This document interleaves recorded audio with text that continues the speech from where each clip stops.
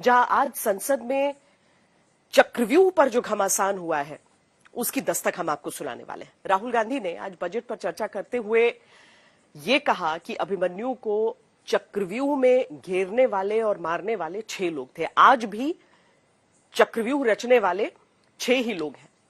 इस पर खूब हंगामा हुआ। बीजेपी की तरफ से राहुल गांधी को हिंदू विरोधी भी कहा गया। फाइनेंस मिनिस्टर मुस्कुरा रही हैं।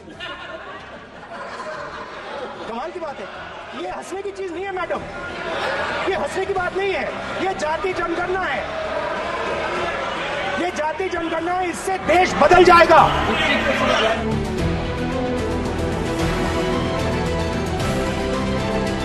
आपके प्रधानमंत्री की कॉन्फिडेंस को हमने उड़ा दिया। हिंदुस्तान के इसी महीने की बात है, 1 जुलाई को सोमवार के दिन लोकसभा में नेता प्रतिपक्ष के तौर पर राहुल गांधी ने संसद में अपना पहला भाषण दिया था। उन्होंने संविधान की कॉपी और भगवान शिव की तस्वीर दिखाकर अपनी बात रखी और अभय मुद्रा का जिक्र किया। राहुल के इस अंदाज की काफी चर्चा हुई। महीने के आखिर में राहुल एक बार फिर सोमवार के ही दिन बजट पर बोलने उठे।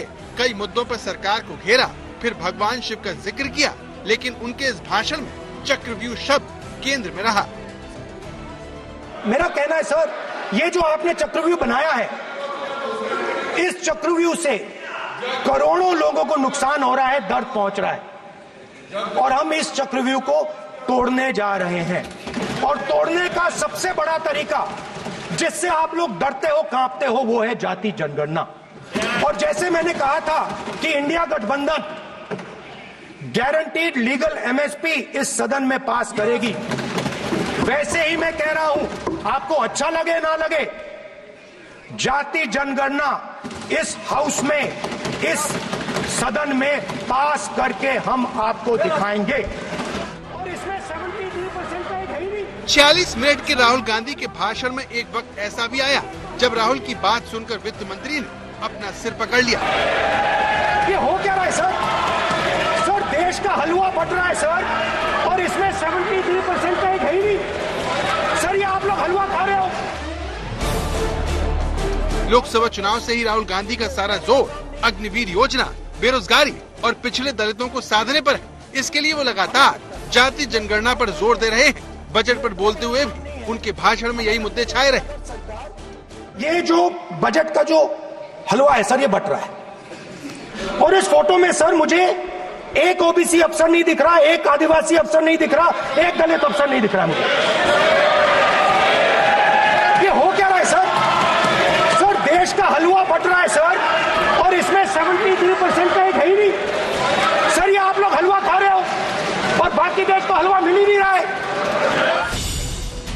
राहुल गांधी ने कहा कि 20 अफसरों ने देश का बजट बनाने का काम किया, लेकिन इसमें से सिर्फ एक अल्पसंख्यक और एक ओबीसी है। इसमें दलित और आदिवासी एक भी नहीं है। राहुल गांधी ने बजट से पहले हलवा वाली रस्म का हवाला देते हुए आरोप लगाया कि सरकार में 2-3% लोग ही हलवा तैयार कर रहे हैं और उतने ही लोग हलवा खा रहे हैं और शेष हिंदुस्तान को ये नहीं मिल रहा। 90% हिंदुस्तान जाति, 95% जाति जनगणना चाहता है। कौन चाहते हैं? दलित चाहते हैं, आदिवासी चाहते हैं, पिछड़ा वर्ग चाहता है, गरीब जनरल कास्ट के लोग चाहते हैं, माइनॉरिटी चाहते हैं, सब चाहते हैं, क्योंकि सब लोगों को यह पता लगाना है कि हमारी भागीदारी कितनी है, हमारी हिस्सेदारी कितनी है। मगर सर, मैं देख रहा हूं सर, सरकार हलवा बांटती जाती है, बांटती जाती है, बांटती जाती है, और बांटता कौन है? वही 2-3% लोग, और बंटता किसको है? वही 2-3% लोग। फाइनेंस मिनिस्टर मुस्कुरा रही हैं। कमाल की बात है, ये हंसने की चीज नहीं है मैडम, ये हंसने की बात नहीं है, ये जाति जनगणना है। राहुल लगातार जाति जनगणना के इर्द गिर्द ही अपनी चुनावी रणनीति बना रहे हैं। इसका फायदा कांग्रेस को चुनावों में भी हुआ है। कांग्रेस और इंडिया गठबंधन लगातार सत्ता में आने पर जाति जनगणना करवाने का वादा कर रही है। संसद में भी राहुल ने इसे दोहराया, जिससे जेडीयू का भी साथ मिला। जो 60 साल से खाते रहे हलवा और जनता को खिलाते रहे बलुआ। मैं पूछना चाहता हूं महोदय, ओबीसी की बात करने वालों से कि 53 में काका कालेलकर कमेटी बनी, 55 में रिपोर्ट आई और 55 से 77 तक 22 साल ओबीसी खाता रहा बलुआ और ये खाते रहे हलवा। 1980 में मंडल कमीशन की रिपोर्ट आई, इंदिरा जी और राजीव जी की सरकारें आई, 10 साल तक ओबीसी खाता रहा बलुआ और ये खाते रहे हलवा। जिन्होंने 4-4 पीढ़ियों तक खाया है हलवा, वो आज हमसे आके पूछ रहे हैं। जेडीयू शुरुआत से ही जातिगत जनगणना के पक्ष में है।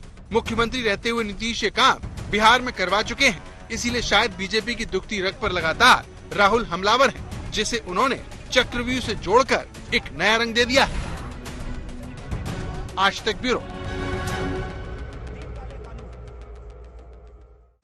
राहुल गांधी ने जब चुनाव प्रचार किया तो उस समय आरक्षण, जातिगत जनगणना, इन मुद्दों को जमकर उठाया। उसके बाद जो 99 सीटें कांग्रेस पार्टी को मिली, उन नतीजों से राहुल गांधी काफी उत्साहित भी हैं। बीजेपी जो है वो इस सियासी खतरे को भांप भी रही है। प्रधानमंत्री इस चुनौती को समझ रहे हैं और गांधी परिवार पर लगातार हमलावर है। खड़गे जी ने उनकी पार्टी की बड़ी सेवा की है, क्योंकि जो ये पराजय का ठिकरा जिन पर फूटना चाहिए था, उनको उन्होंने बचा लिया और खुद दीवार पर के खड़े हो गए।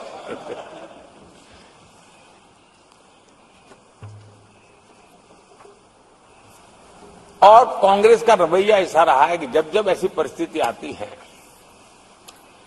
तो दलित को, पिछड़े को ही ये मार झेलनी पड़ती है और वो परिवार बच निकल जाता है।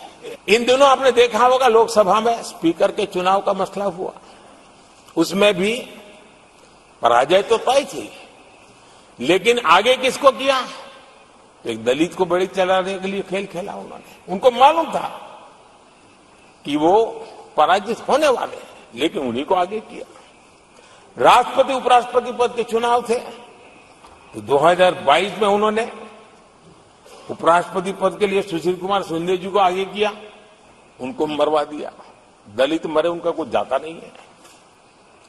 2017 में हार तय थी तो उन्होंने मीरा कुमार को लगा दिया। पराजय हुआ, उनको पराजय झेलना पड़ा। कांग्रेस की एससी, एसटी, ओबीसी ये विरोधी मानसिकता है। लोकसभा में नेता प्रतिपक्ष हैं राहुल गांधी। वहां पर उन्होंने आरोप लगाया सरकार पर कि सरकार की नीतियां ऐसी हैं कि उसने गरीबों, किसानों, युवाओं को अभिमन्यु की तरह चक्रव्यूह में फंसा दिया है। लेकिन साथ ही ये भी कहा कि सरकार चक्रव्यूह में फंसाती है और कांग्रेस और बाकी विपक्षी दल उस चक्रव्यूह को तोड़ते हैं। ये देखिए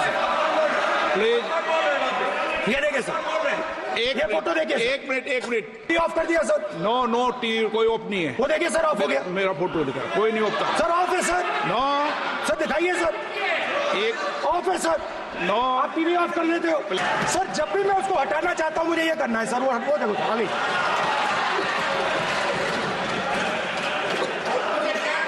क्या डर रहे हैं सर फोटो से? शिव जी के फोटो से डरते हैं सर, इस फोटो से डरते हैं। अभी मैं आपसे सवाल पूछना चाहता हूं। मेरे से सवाल मत नहीं पूछ सकते आप। Sorry sir. सर तो सर मैं फिर मैं सर 3 और 4 कह देता हूं उनको। 3 और 4 ठीक है सर।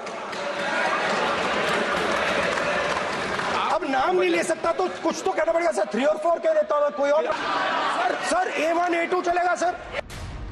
लोकसभा में विपक्ष का नेता बनने के बाद ये दूसरा मौका है जब राहुल गांधी ने फोटो दिखाकर अपनी बात रखने की कोशिश की और स्पीकर ने मना कर दिया।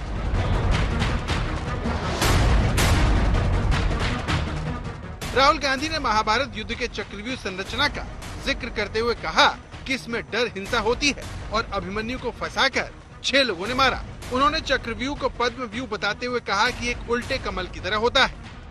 एक नया चक्रव्यूह तैयार हुआ है स्पीकर सर, वो भी लोटस की शेप में है सर, और उसका चिन्ह प्रधानमंत्री जी अपनी छाती पर लगा के चलते हैं सर। जो अभिमन्यु के साथ किया गया था, जो अभिमन्यु को चक्रव्यूह में फंसाया गया था, वही हिंदुस्तान के साथ किया गया है। हिंदुस्तान के युवाओं के साथ, हिंदुस्तान के किसानों के साथ, हमारी माताओं बहनों के साथ, स्मॉल बिजनेसेस के साथ, मीडियम साइज बिजनेस के साथ। सर अभिमन्यु को 6 लोगों ने मारा था। उनके नाम द्रोणाचार्य, कर्ण, कृपाचार्य, कृतवर्मा, अश्वत्थामा और शकुनी। सर आज भी चक्रव्यूह के बीच में 6 लोग हैं। सर चक्रव्यूह के बिल्कुल सेंटर में, चक्रव्यूह में हजारों लोग होते हैं सर, मगर उसके बिल्कुल सेंटर में 6 लोग कंट्रोल करते हैं। तो जैसे उस टाइम 6 लोग कंट्रोल करते थे, वैसे आज भी 6 लोग कंट्रोल कर रहे हैं।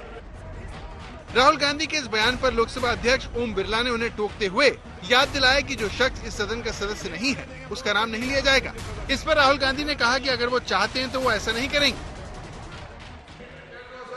आपके उपनेता मुझे लिखित में पत्र देके गए हैं कि कोई भी माननीय सदस्य जो इस सदन का सदस्य नहीं उसके बारे में टिप्पणी ना करें। लिखित में देखे गए, इसलिए आपको स्पीकर सर, आप बैठ जाइए।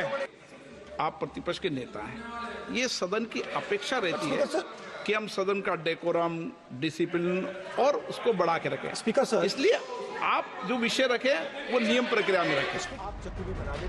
राहुल गांधी ने आरोप लगाया कि देश की जनता को मोदी सरकार ने चक्रव्यूह में फंसा दिया है। इसमें किसान और युवा सबसे ज्यादा पीड़ित हैं।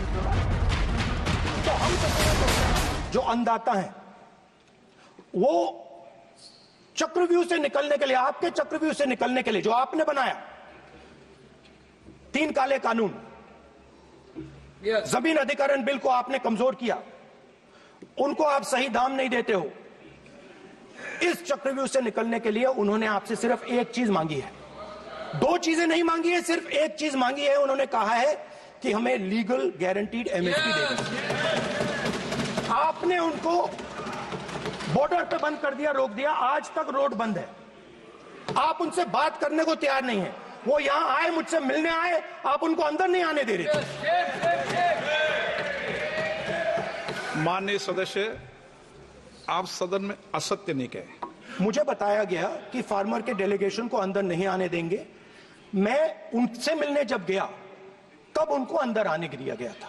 सर ये फैक्ट है सर। अब पता नहीं कोई मिसकम्युनिकेशन हुआ, वो अलग बात है। किसको आने दें, किसको अलाउ नहीं करने दें, ये स्पीकर का जुडिक्शन होता है। नंबर 1, जब ये सूचना आई आप मिले, उनसे अंदर मिले, लेकिन उसमें एक सदन की मर्यादा का उल्लंघन हुआ कि कभी सदन में माननीय सदस्य के अलावा दूसरा कोई व्यक्ति बाइट नहीं दे सकता।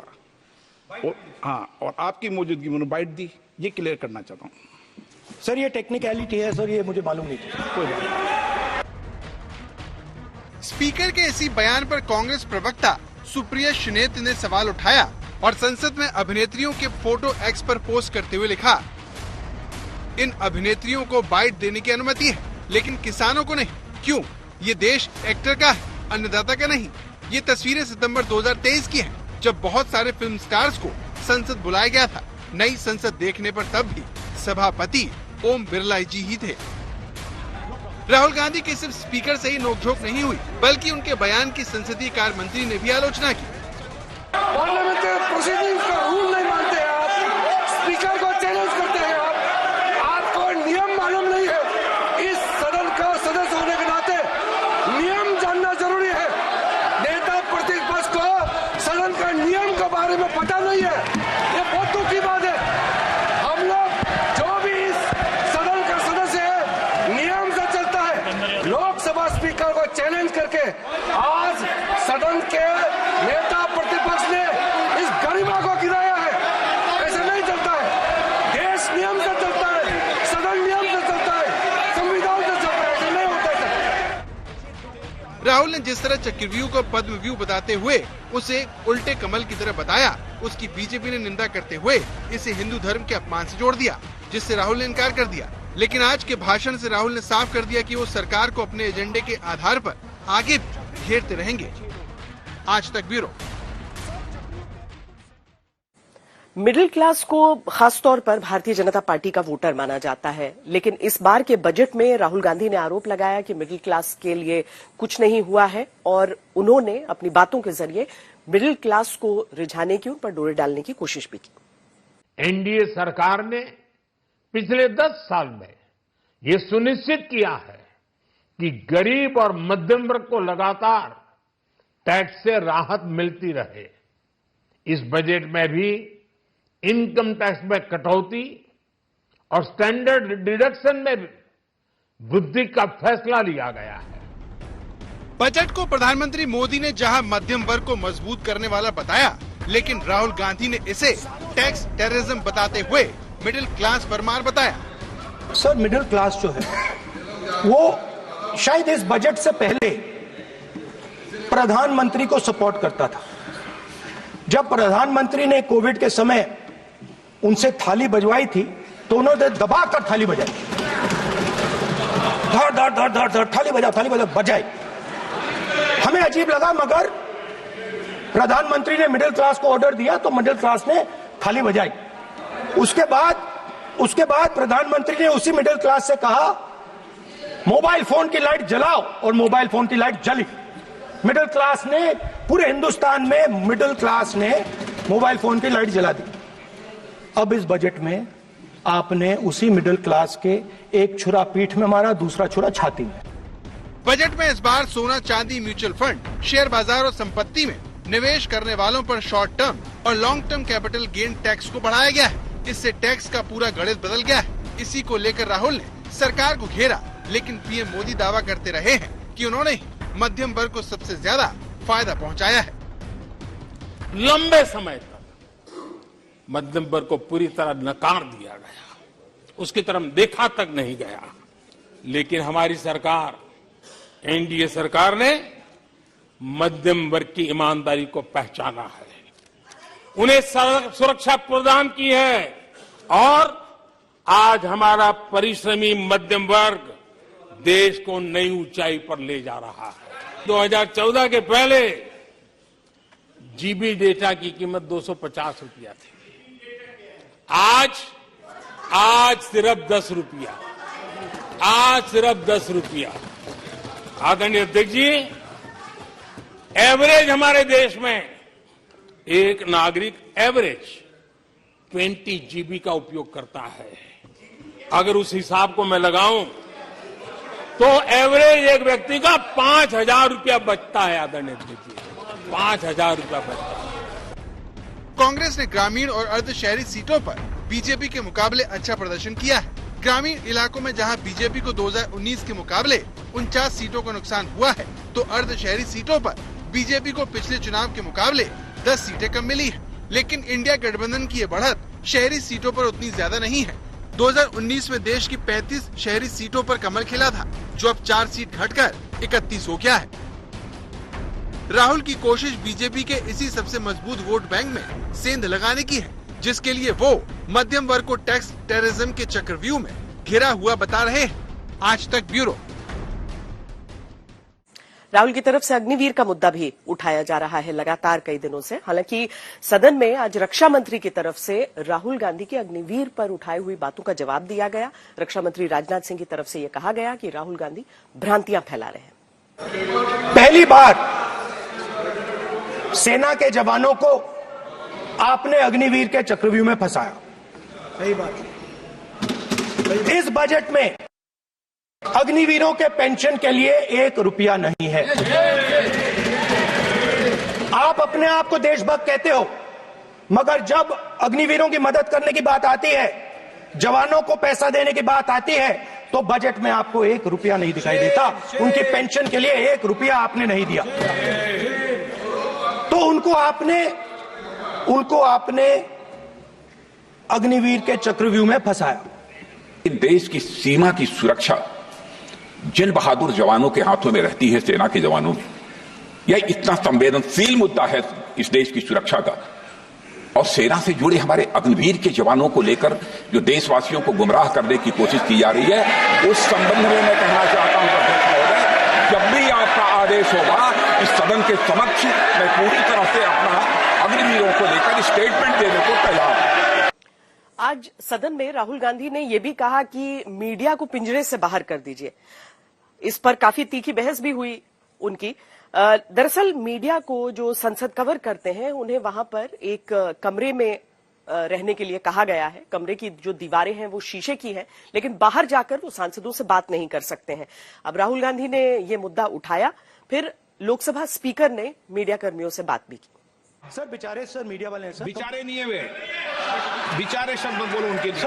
सर नॉन बेचारे मीडिया वाले हैं सर। नो बेचारे नहीं, नॉन बेचारे सर, नॉट बेचारे मीडिया वाले हैं सर। हाँ सर नॉट बेचारे। 1 मिनट आप, मैं बैठा हूँ ना, वह आप आसन पे बात कर रहे हो तो आसन को बात करने दो। मैं मैं बताऊंगा।